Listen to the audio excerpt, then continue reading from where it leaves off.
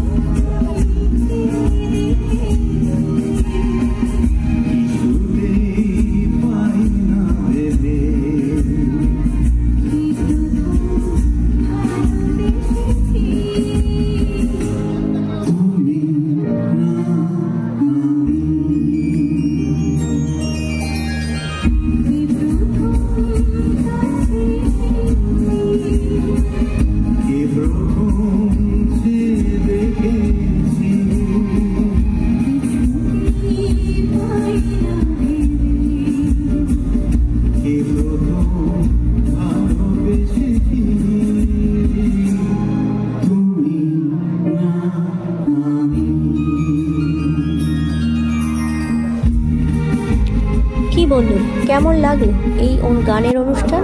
নিশ্চয়ই খুব ভালো। জানতে ইচ্ছে করছে তো কবে পুরো এপিসোডটা তোমরা দেখতে পাবে? এই পুরো প্রোগ্রামটা দেখা যাবে 29শে ডিসেম্বর ঠিক বিকেল 5:30টায়, শুধুমাত্র জি বাংলার পর্দায়। আর আমার এই চ্যানেল যদি ভালো লেগে থাকে তাহলে অবশ্যই লাইক, সাবস্ক্রাইব এবং শেয়ার করতে ভুলো না প্লিজ। অনেক অনেক ধন্যবাদ। খুব ভালো থাকো। Enjoy your life.